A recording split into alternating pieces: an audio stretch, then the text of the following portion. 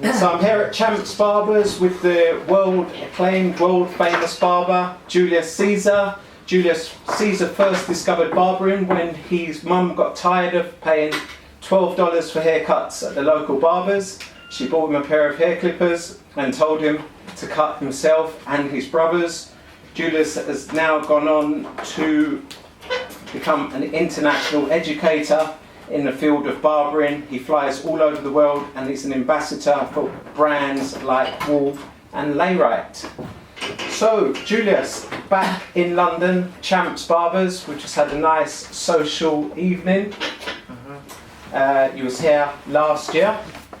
Tell me why you're here this year. I took last year as a time to be able to kind of just absorb what Europe and in specifics what like London had to offer. And I definitely just fell in love first time. I told myself I was going to come back this year. And this time I brought along my bro, Vince, and my guy, Carl, from Prague as well. And London's going to be our first stop. And we have to stop by, of course, first Nando's, have some peri-peri chicken, and of course see the guys here at Champs Barbers. Okay, so tell me, why is it all the kind of hip-hop guys feel the need to come to Champs Barbers every time they come in London? What is it about Champs Barbers? The reason why I like Champs is because, excuse my French, but it's no bullshit, it's just genuine. The guys here aren't trying to prove a point. There's no motive behind why the kinship is there. It's all real. It comes from the heart, and it's just like how it is at Grey Matter and back at home in LA with Vince and myself and the rest of the guys at my shop. Open door policy. You guys show love, and it's mutual. So that's why I come over here. Okay. So last time you came, you conducted a masterclass showcasing your skills, and you was also at the Brighton Tattoo Convention with Paul Hewitt and Brad Cohen. Yeah. Yeah, at Barber Life Expo. Yeah. What are you doing this year? Specifically in terms of education and showcasing. We originally came out here to actually teach in Prague. We call at Cavalier Barbershop. So we're holding one of the Czech Republic's first actual barber battles, and be able to showcase and educate through some hands-on and look and learn courses as well out there. So that's what we originally came out for. And with that, Carl also showed the expression that he wanted to see what else is going on in Europe. I was like, what better way to actually match it up around the same time as Brighton Tattoo Convention?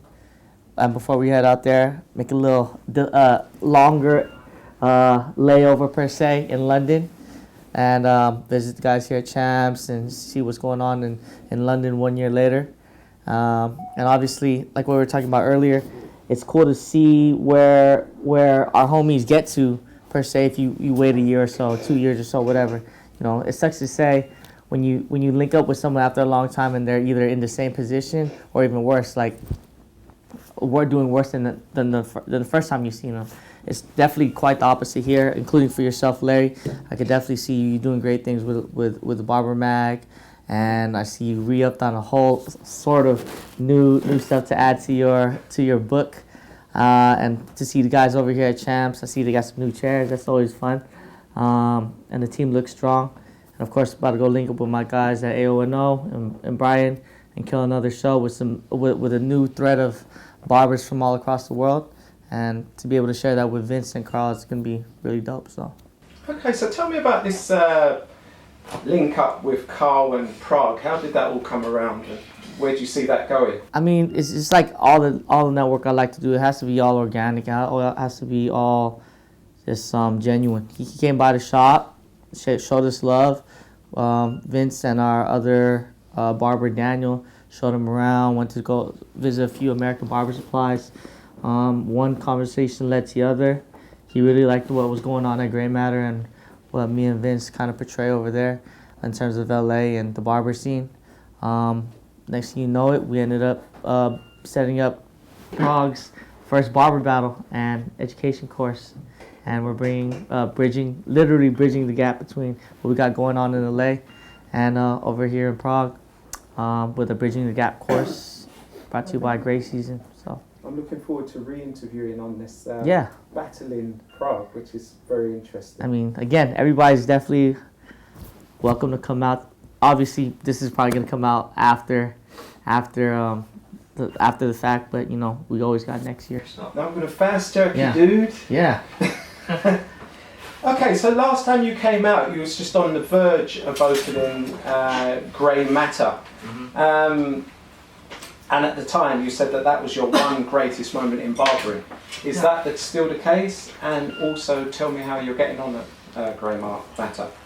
You know, Grey Matter at the time when it was last year here in Europe, I was with a few of my other colleagues, and it was just still very much a newborn, and it definitely was and still is probably one of my more greater achievements, I would say. You know, going from the kitchen to the garage to, you know, the shop back at home in the Bay, to move to LA and cut into the shop there, and now to be able to say I opened up a shop with not only good friends but somebody I look up to as well is definitely a great honor.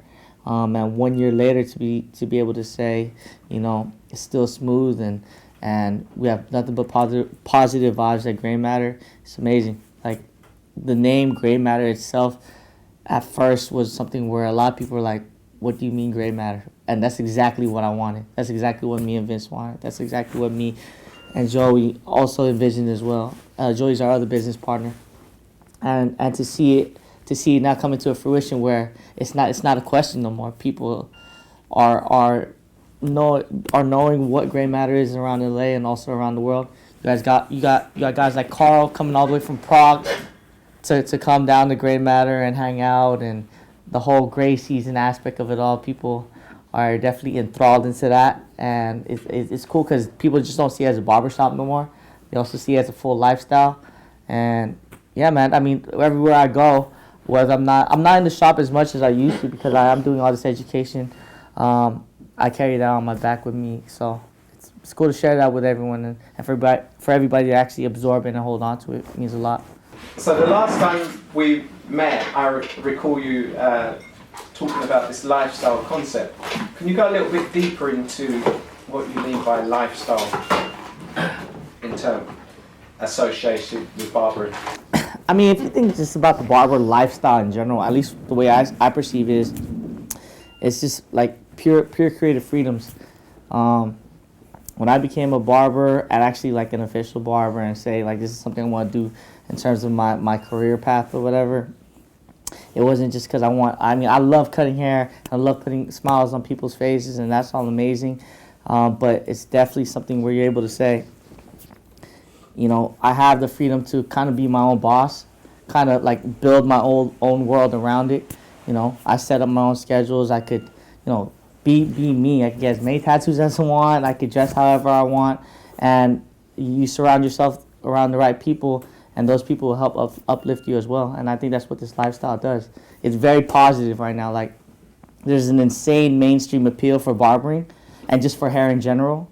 You have kids that used to be like, oh, I want to be a rapper, I want to be a ball player, and it's still around, of course, and that's still obviously very pivotal. But you know, it's cool to say a barber is now added to that list of things people want to be when they want to grow up. Like, have all these young kids contacting me on Instagram saying, hey, I want to get into the barber world. I've never cut hair before, but I really look up to you and your lifestyle, and that's insane.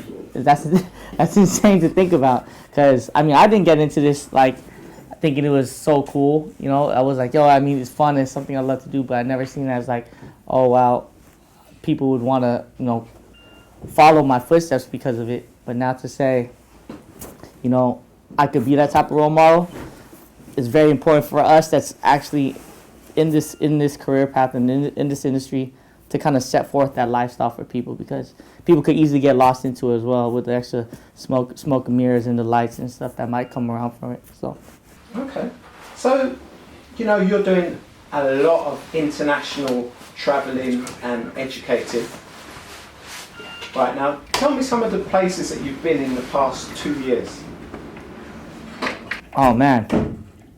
First and foremost, before all that, I mean, I'm extremely humbly blessed and thankful and privileged to be able to say I'm able to do what I do, and because it's just these pair of hands and the clippers I put in them.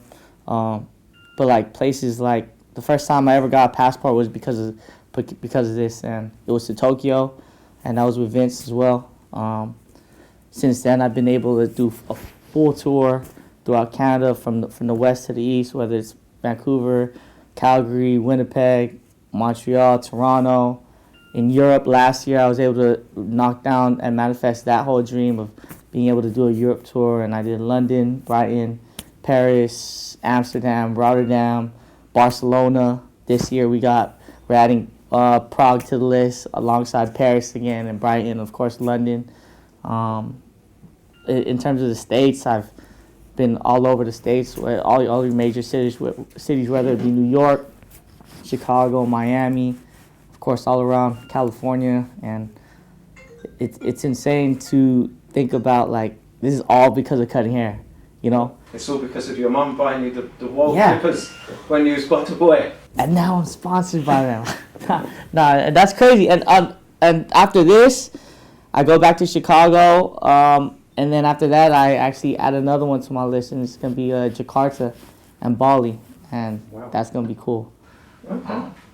And what I think about, like, world travel in terms of hair, and this is what makes me love it even that much more, is the fact to say this is a universal language. Is when you come in this chair, we don't have to be from the same walk of life. We don't even have to speak the same language, but we impact people's lives because of it, and that's why you're able to, go around the world and share this message. Like I'm gonna literally go teach in front of people that barely even understand what I'm saying, and I know I could, let them absorb my message because of, the passion I hold for them. Exactly. You took the words right out of my mouth, Julius. Okay, now you're in England. You're coming back in September to do the Great British Barber Bash with Mr. Gary Spencer. Mm-hmm. Tell me what you intend to do when you're on stage there.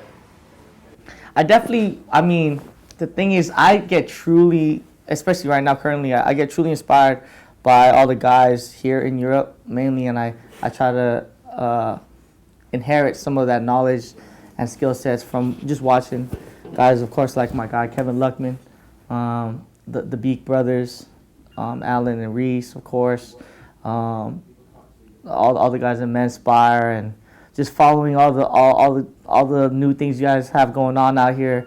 Like, of course, my guy Paul at AONO have been holding it down for me for a long time, but like at the Great British Barber Bash and Barber Connect and Pro Hair Live, whatever it is, I'm looking at all these things. I think it's great. So I just think about to myself, although I aspire to be inspired by what they do out here a lot, I know I got to try to bring something different, because I don't want to do it is what is expected of me.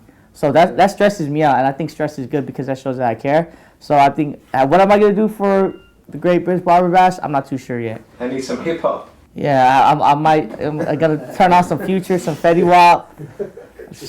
I mean, the new Drake CD's coming out soon. Views, so might get my R&B on and might do some smooth shit. I don't know.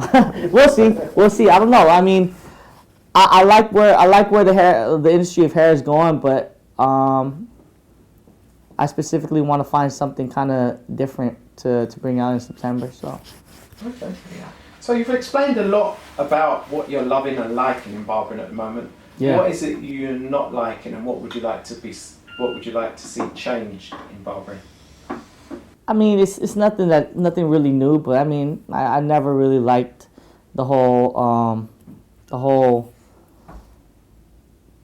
hateful aspect of competing with negative thoughts behind it. It's cool to like positively compete, but like the whole like, no, I did it first. You suck. Why are you doing that? And the whole like hate comments on like Instagram. I think that's all honestly nonsense. Like, if you're paying more attention to other people's such and such flaws, then obviously you must be flawed in your own ways yourself. Because honestly, in all humble ways possible, I don't got time for that. I'm focused on me, and I'm focused on my squad. I'm focused on my family, and I'm focused on my future.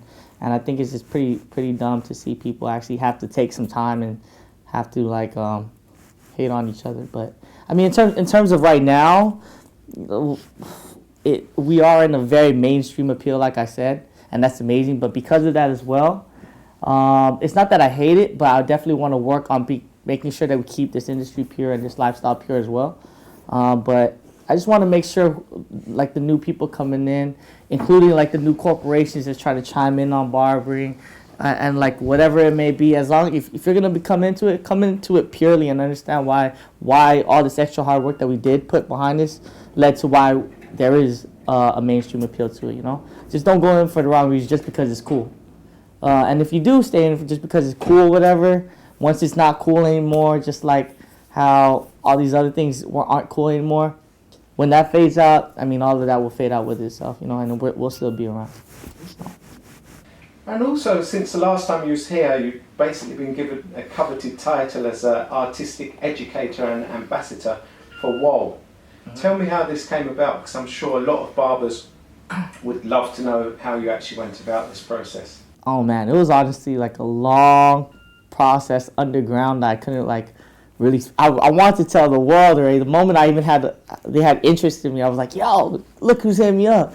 But I had to keep it under wraps for the longest time, and I'd say it was about like a good like 4-month process of like multiple email interviews and calls, and then sending people to come watch me at different shows, and then sending different videos, and then different like how-tos with no sound, how-tos with talking, all sorts of stuff.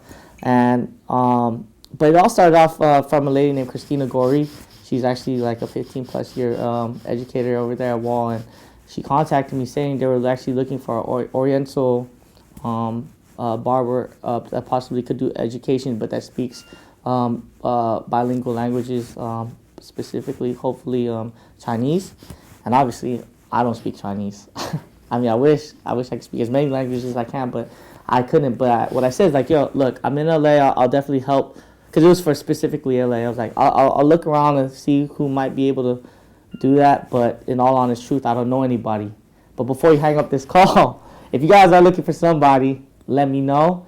And if I may become of interest, if you put my name out there and they seem to want to, you know, pull on the reel, then, you know, let me know. Give me a call. It was just, I just did it for just, you know, closed mouths don't get fed, right?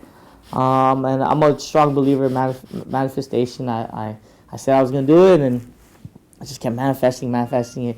Next thing you know, like I'd say like a month and a half or so later, I get this call like, "Hey, were you serious about what you're saying about trying to do something with WOL?" I try to stay as calm as I can on the phone. I was like, "Yeah," but really, I was like, "Fuck yeah," in my mind. And next thing you know, I went through all those processes, and they wanted to make sure that this is something I truly wanted to do, and it's a true commitment, you know. For me, the way I see it is, why not work with a company that I already kind of stand behind without even trying? It was my first clippers, you know. It was the one that my mom bought me, right? Mm-hmm. And it's not like I had to like relearn anything. Like it's not like you try to sign me to a company that I never used before. It was like, oh, easy transition. It was like I just go from like this to not like this and back to this, where it's like I'm clicking on this machine anyways. I could easily express my passion behind it because I already know how to use it. I'm not trying to be I don't even have to be a salesman for the product, because the product sells itself for me anyways. So, I mean, that's WOL. I mean, I'm definitely in the beginning stages of it. I'm the newbie over there, and actually after Europe, the first place I have to go straight to is Chicago to get my orientation work in before I leave for Jakarta. So there you go, people. It didn't come easy. You kind of had to plant that seed as it was slipping away from you. Yeah. Okay. Yeah, plant the seed, work hard, and I think it was a lot of, again, just being genuine with not only yourself but for the industry, and being genuine with them. I didn't try to bullshit nobody at the end of the day, without having to kiss too much ass at the same time, you know. You're also working alongside Donnie, Holly, and Layra at the moment. I mean, I had the pleasure of meeting Donnie at the IBS in London, New York. It's an amazing story to tell. What's your role at Layra? What does that entail, being an ambassador for Layra? Well, Layra, you know, it was crazy. All of this was coming all at the same time. WOL, Layra. and they're all just setting up for next year's education. And keep in mind, me being able to work with multiple companies is essentially an extremely blessed situation, because I know companies don't do that a lot for anybody. Not to say I could do education for this company, this company, this company, and this company, and them to know about it. I'm not hiding anything from anyone. And to top it off, for me to be able to do like independent education at that too, and say, you know, I got to pick and choose correctly to make sure I'm not stepping on anybody's toes. But for them to just kind of all agree upon that is amazing. There's no conflict of interest, though. So. Technically, there's not, though, because, like, I mean, Wall is a clipper company, Layrite's a product company, Go Panache, which is one of my other endorsers, it's a booking app, and if anything, me working with all of them kind of not only help me, but they help each other, in a sense, for me to be able to have them all back me. But, I mean, Layrite was another, like, kind of like, no question about it type of situation, because they've supported me in my barbering career since like early too. Like, I mean, Layrite's been around since 1999, so it's a shown and proven brand, and I stand behind it. It's again another product that I've used prior to a lot of things as well, and you know, there's always been a situation where it's always like on a family thing, where it was not only Donnie but Mike Clem over there always showed love for me, and the guys when we were over at Capsule still, that was Vince's old shop. And even back at Fresh Cuts in Daly City, we always had like Layrite laying around, and the product was again something that I've used and I know about, and I could stand behind. And when it came to an official standpoint to say, hey, look, you know, we're not trying to put no ball and chain on you, but I know you respectively use the product, and we love what you're doing with your lifestyle and the industry. Would you see yourself wanting to do some education with us? It's like, no, let me think about it. But really, though, in my head, I was like, yeah, I'm down for this. But just trying to play the ball right, and when it came down to it, it worked out. And you know, I've been able to travel with them at all the biggest hair shows in the States this past year, and it's been an amazing experience. And again, Donnie's crazy as hell, as most of the world knows, and I like crazy. So crazy matches to what I got going on, so it works out. So as Donnie would stay right with Layrite, baby. Yeah, stay right with Layrite. I like to hashtag now, like with everything we got going on, especially doing like all the creative direction at Gray, man. I call it Gray Right now. It's Gray Right, you know, Gray London, Gray Season. No, great worldwide. So. Okay, and one question I need to ask you. Even though you're a barber, you seem to parade around and sport a number of different clothing lines. Mm-hmm. Tell me what this is about. Unofficially, there's just brands I really like, and I see myself. Actually, I'm not even see myself, but I'm working towards working on some new fashion brands for myself altogether, and that's a big project I have in the works. And hopefully by next year, if and when I do come back, then we could talk about that as well. But I mean, officially, I also do work with a few clothing lines that I've shot for and helped style with as well. It's one of those things I have a passion for. You know, it's just not barbering for me. You know, I mean, barber life for me isn't just. I mean, this is part of the barber life. You know, I feel like fashion grows with hair, and hair grows with fashion as well. You know, like right now, you know. This past 3 to 5 years or so, it was all about the greaser look. So because of that, also fashion was all about the moto jackets, white tees tucked in, nice skinny jeans, ripped jeans, you know, nice little leather boots or whatever. And I see fashion right now, the way I see it, man, it's crazy to say this. I thought this will never come back in fashion, but I see kind of going towards that free hippie style.